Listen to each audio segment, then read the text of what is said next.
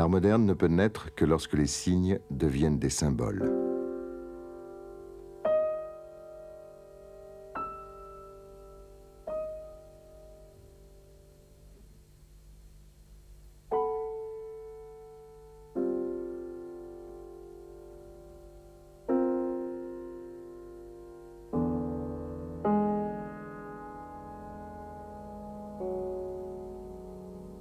Un fond très clair est composé de formes nuageuses colorées, disposées en franges successives dont les couleurs se transforment les unes dans les autres.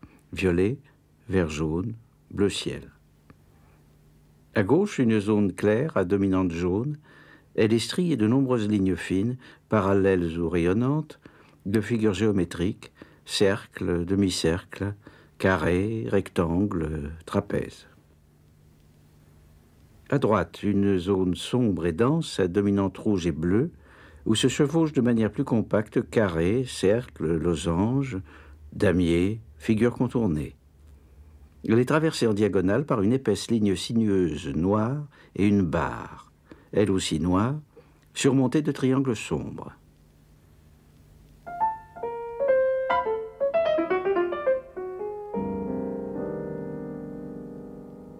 Les formes sont toutes situées à l'intérieur du rectangle de la toile. Le cadrage ne coupe aucune figure.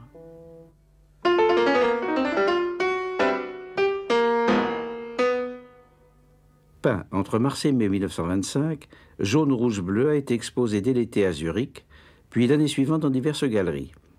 Vassili Kandinsky avait 60 ans. La toile n'a pas été vendue.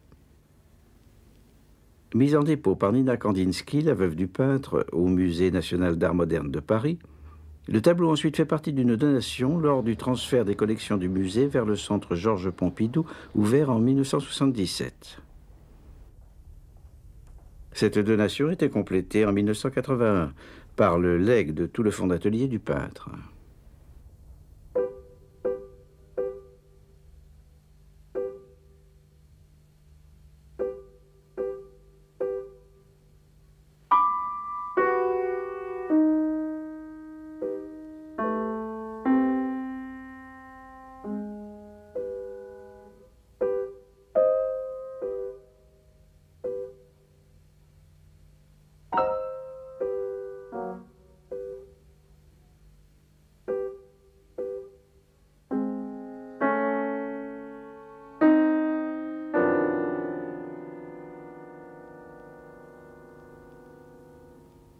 Le tableau est composé d'un châssis ordinaire du commerce sur lequel est clouée une toile de lin enduite d'une préparation d'un blanc légèrement cassé.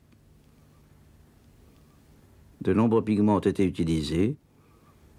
Certaines surfaces sont pleines et unies. D'autres montrent des effets de dégradé et de dilution analogues à ceux obtenus avec l'aquarelle. Les lignes droites ont sans doute d'abord été tracées à la règle et les cercles au compas. De loin, ces figures paraissent régulières. De près, on observe que le traitement est plutôt libre, que les formes ne sont pas aussi strictement délimitées.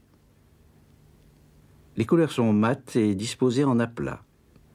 Quelques surfaces ont cependant été réalisées à l'aide d'une peinture émaillée qui réfléchit la lumière. Il n'y a que peu d'empattements.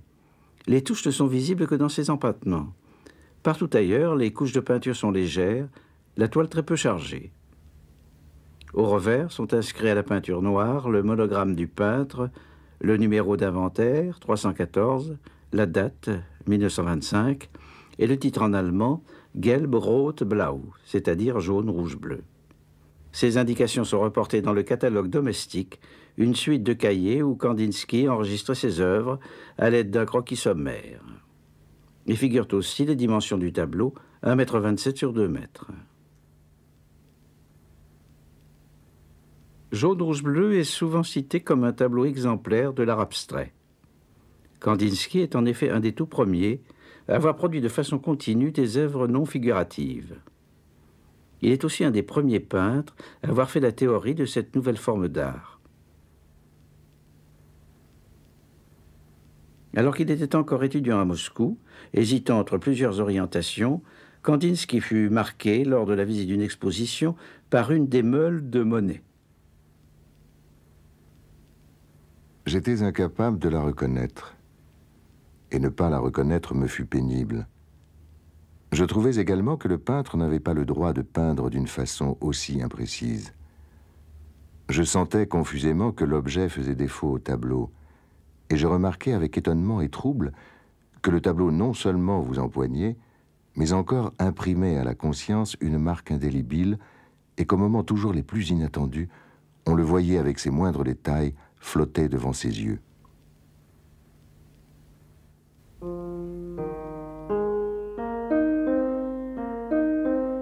Né à Moscou et orienté vers le droit, Kandinsky a décidé de se consacrer à la peinture seulement à l'âge de 30 ans, en 1896. Il s'établit à Munich. Ses premières œuvres témoignent de recherches éclectiques, paysages néo-impressionnistes à large touche, ou encore scènes médiévales russes dans le style fin de siècle des illustrations pour contes de fées, princesses et chevaliers abondent. Le thème du cheval est constant. Kandinsky fonde l'association Phalanx, très voisine du Jugendstil. Il organise des expositions. En 1909, il crée la nouvelle association d'artistes de Munich et achève un premier livre théorique, Du spirituel dans l'art, qu'il publiera 2 ans plus tard. Dans Improvisation 3, les formes sont simplifiées, mais encore reconnaissables. La touche balaye la surface en diagonale, les coloris sont très vifs, mais pas du tout naturalistes. Avec Franz Marc, Kandinsky crée en 1911 Der Blaue Reiter, le cavalier bleu, qui sera l'un des courants les plus vivants, quoique fort bref, de l'expressionnisme allemand, et qui se résumera en l'unique numéro d'un almanach et 2 expositions.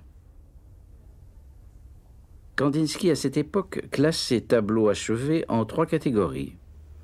Les impressions font encore allusion aux personnages et aux objets.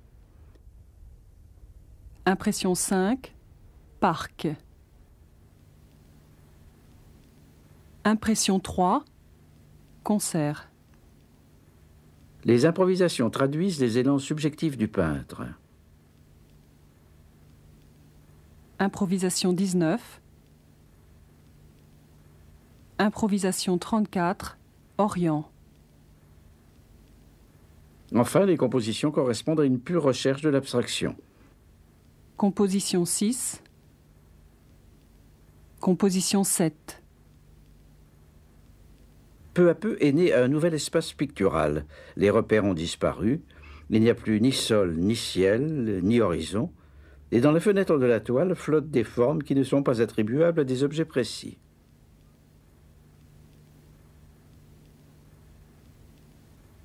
Dans le tableau à la tache rouge de 1914, la touche était encore vibrante, multipliée, divisée à la manière des post-impressionnistes, et la composition saturée, explosive. Avec Dans le gris de 1919, même tourbillon, mais dans des valeurs atténuées et sur un fond gris. Les surfaces de couleurs sont plus compactes, plus unies. Désormais, les œuvres dites abstraites entreront en concurrence avec les figuratives, et en quelques années, celles-ci finiront par disparaître complètement.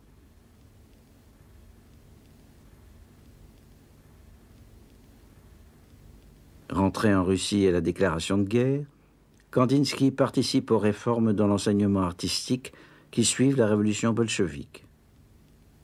Il a un temps beaucoup d'activités, mais se voit mis à l'écart par les constructivistes, partisans d'une abstraction strictement géométrique et architecturale. Il quitte la Russie en 1921 et accepte un poste au Bauhaus.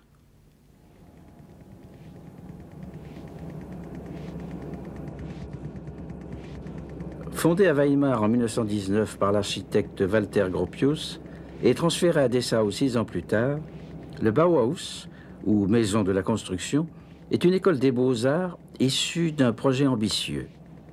L'architecture et la synthèse des arts plastiques, artistes et artisans, maîtres et étudiants ne doivent plus être séparés. L'esthétique industrielle doit allier le beau à l'utile.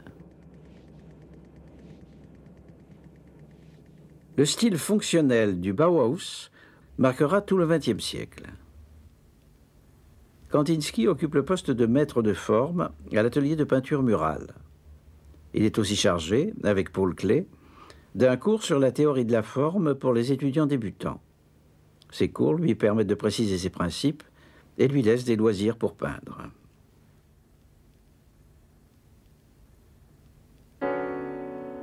Dans le tableau intitulé Sur blanc 2 de 1923, sont en place tous les éléments qu'on retrouvera dans Jaune, Rouge, Bleu.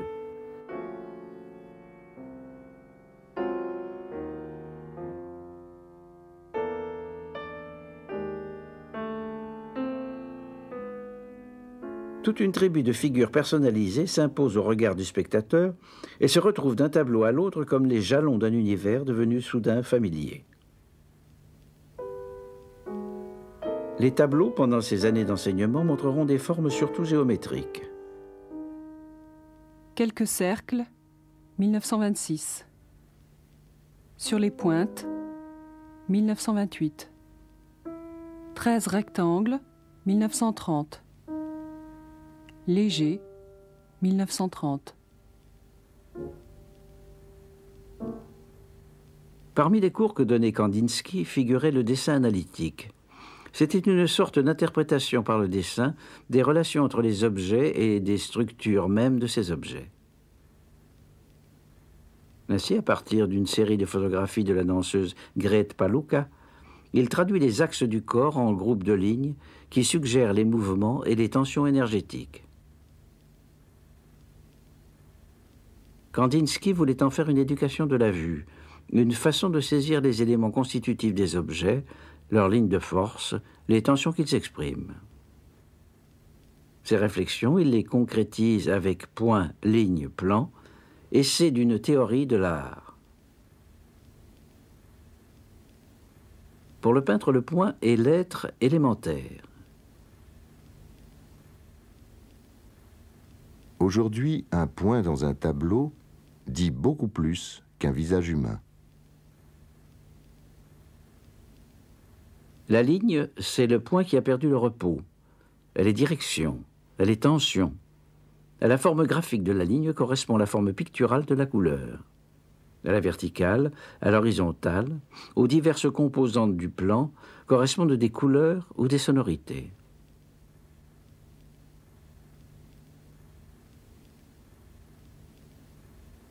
Jaune, rouge, bleu rassemble de nombreuses figures dessinées qui rappellent les exemples donnés par Kandinsky dans son livre. Lignes fines ou épaisses, isolées ou assemblées en groupe, arcs de cercle, cercles, points, lignes sinueuses massives, réseaux, grilles, sortes de portées musicales. Toutes ces figures définissent des espaces colorés ou bien créent des tensions contradictoires ou encore introduisent rythme et résonance. Elles sont comme les dessins épurés de phénomènes plus vastes, comme les allusions linéaires, abstraites, à un monde plus complexe encore. Elles rappellent les formes tourmentées d'étoiles précédentes, composées depuis 1910. Mais les formes lobées de droite annoncent aussi le futur. Après la fermeture du Bauhaus par les nazis, Kandinsky s'exile à Paris et y développe avec humour et légèreté tout un monde coloré, marqué par le grouillement microscopique et l'exubérance de la vie.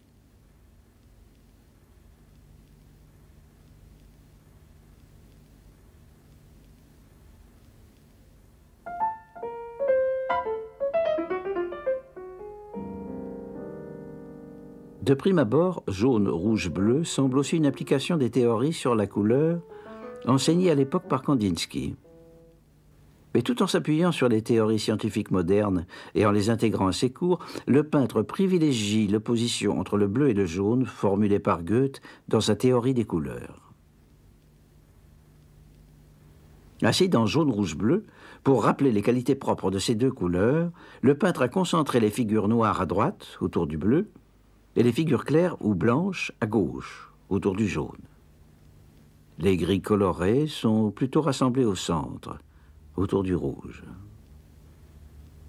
Le jaune, enclos à l'intérieur de la surface rectangulaire à gauche, s'oppose donc au cercle bleu de droite. Le rouge est situé entre eux. Ainsi, les trois couleurs primaires, qui donnent leur titre au tableau, sont placées dans l'ordre de lecture. de gauche à droite, et se chevauchent, même sur leur marge, donnant naissance aux couleurs secondaires. Il y a ainsi des transitions pourpres et violettes entre le rouge et le bleu, et des oranges entre le jaune et le rouge. Et en particulier ce petit rectangle orange qui, à lui seul, résume ce passage.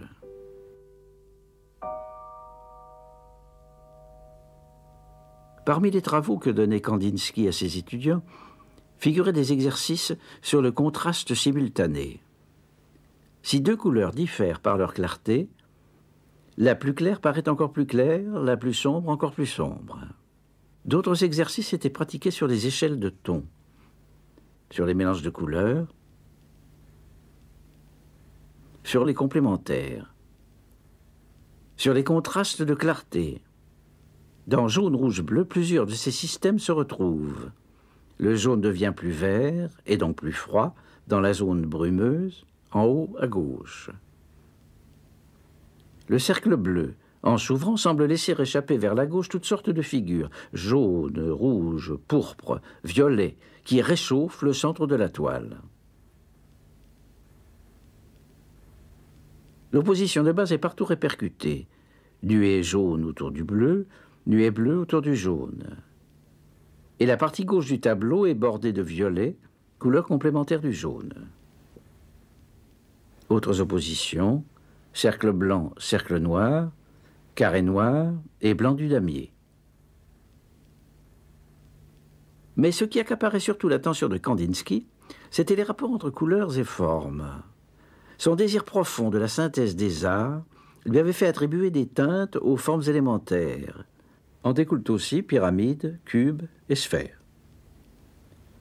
Le peintre n'applique pas ces principes de manière aussi stricte dans ses propres peintures. Dans jaune, rouge, bleu, le bleu est bien un cercle.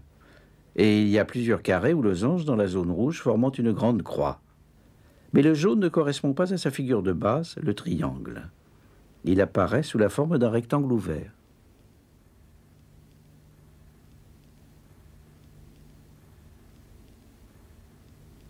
Kandinsky s'intéressait aussi aux liens entre couleurs et sons, thème qui, à l'époque, passionnait plusieurs compositeurs. Alexandre Scriabine, en 1908, avait tenté de créer un clavier à lumière où des teintes précises correspondaient à des tonalités définies. L'idée d'une correspondance couleur-son attire aussi Arnold Schoenberg, très lié pendant un temps avec Kandinsky.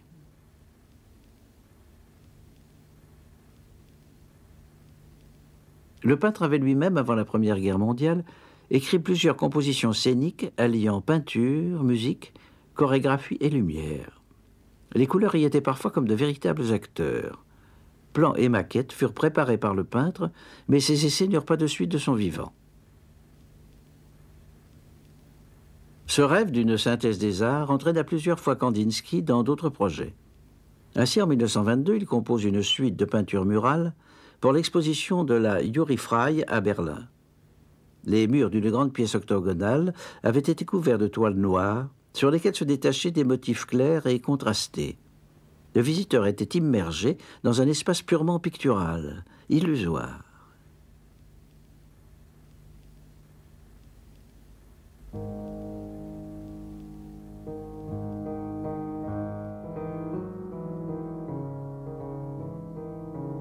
En avril 1928, le peintre crée des décors et des costumes pour une représentation des tableaux d'une exposition de Moussorgsky.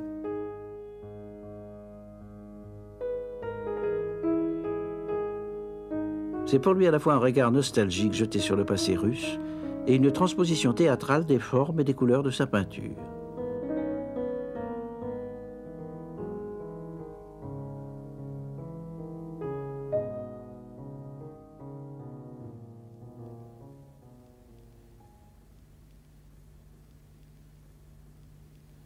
Au moment même où l'abstraction s'imposait avec tant d'évidence à Kandinsky, d'autres peintres en Europe connaissaient de semblables révélations. Piet Mondrian, son contemporain hollandais, est marqué lors de son séjour à Paris par le cubisme. Dès lors, il privilégie le graphisme, élimine la couleur. Enfin, il supprime toute référence à des objets et à la tridimensionnalité pour s'acheminer vers des systèmes graphiques de plus en plus dépouillés, mais obéissant à des règles complexes. Des lignes horizontales ou verticales délimitent des plans colorés et participent à une rythmique. Comme Kandinsky, Mondrian est un théoricien qui défend ses positions par des écrits.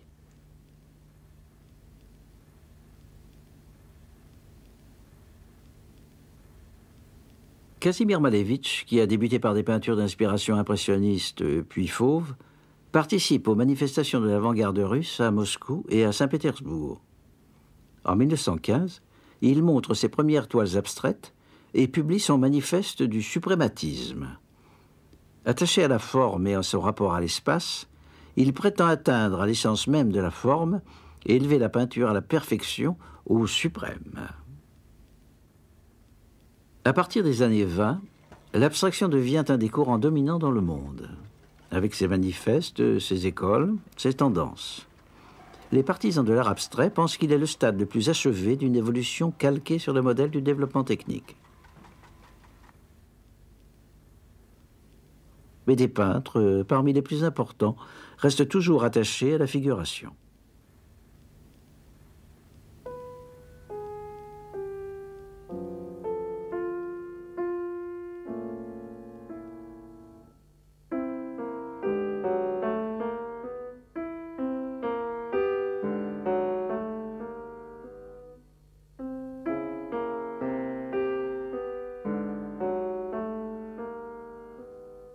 Malgré son succès et son expansion mondiale au cours du XXe siècle, l'art abstrait a suscité bien des réticences. Le principe de composition adopté dans une toile comme jaune, rouge, bleu crée un certain arbitraire. Le code étant inventé par le peintre lui-même, le tableau ne s'offre pas immédiatement à la lecture.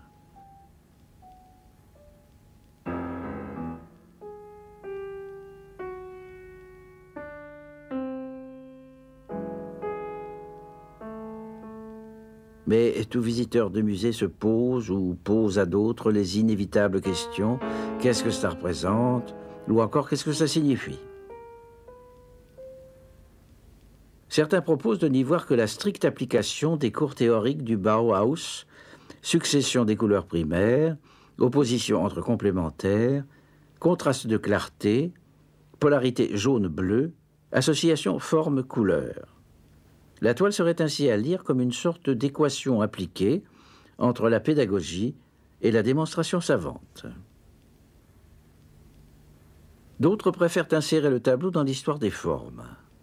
Kandinsky, par ses plans transparents, ses damiers en récession et l'équilibre de sa composition, aurait cherché à créer une sorte de symphonie constructiviste. Le grand rectangle jaune ou la croix rouge évoquerait aussi Malevich. Pour d'autres auteurs, au contraire, formes et couleurs seraient à l'opposé des couples noir-blanc prônés par Malevich ou par Mondrian. Et l'on pourrait même lire le tableau comme une réaction parodique à l'univers ascétique du Bauhaus, avec lequel le peintre était loin de s'accorder. Cependant, trop insister sur les antagonismes, c'est oublier que Kandinsky, par son tableau, les réconcilie dans un esprit de synthèse. D'ailleurs, ces antagonismes ne sont jamais stricts. Les mêmes motifs se répètent avec des variantes. Les oppositions ne sont pas systématiques.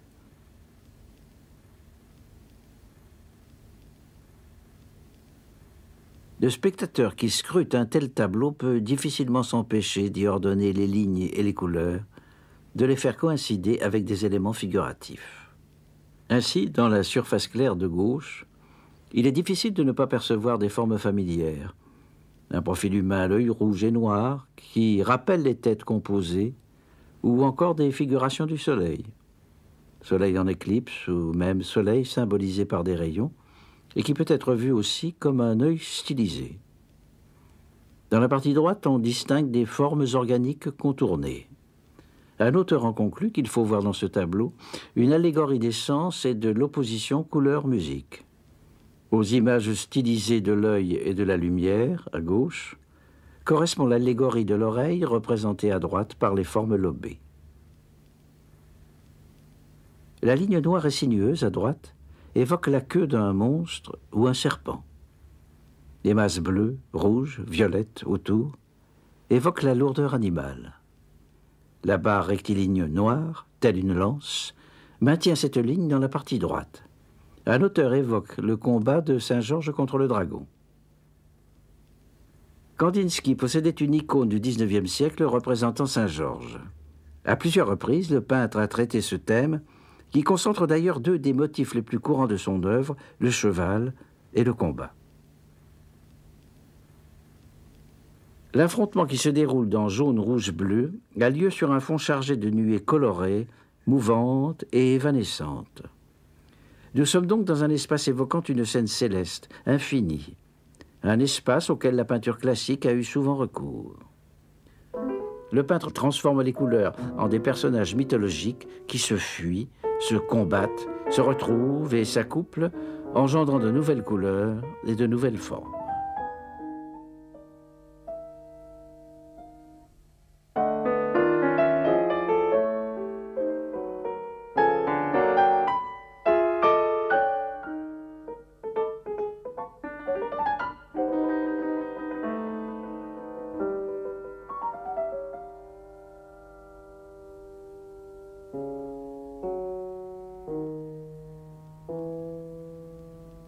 Si l'on repart des présupposés théoriques du peintre, le tableau est aussi la traduction d'une philosophie personnelle.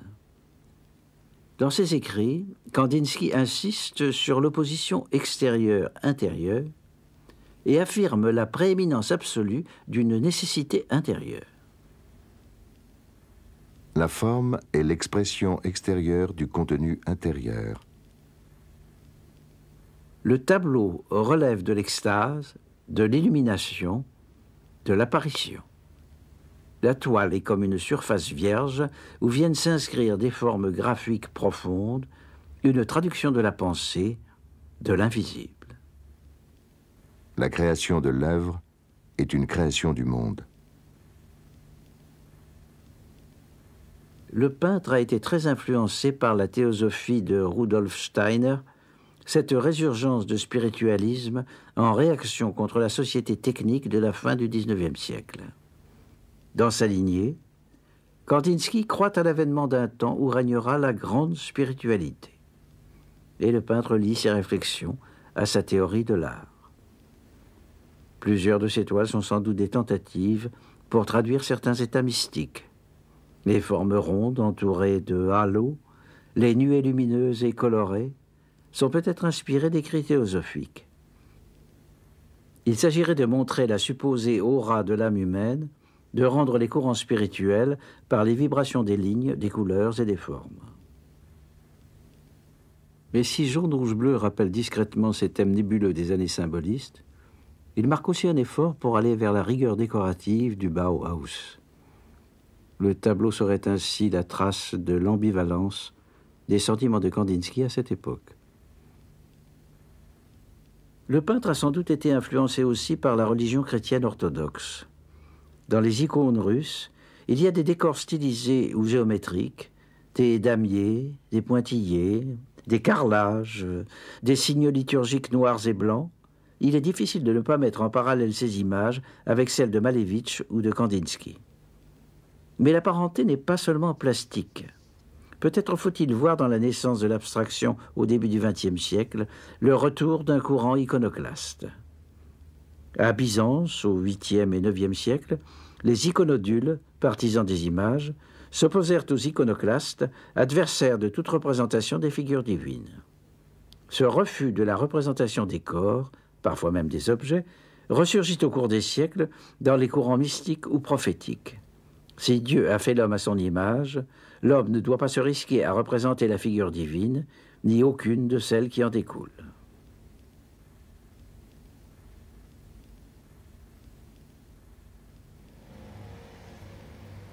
La grande spiritualité n'est pas advenue, mais les tableaux de Kandinsky sont dans les musées, ces nouveaux lieux de pèlerinage. Et ils offrent toujours aux visiteurs leurs combats furieux, leurs cascades de formes querelleuses, leurs catastrophes énigmatiques.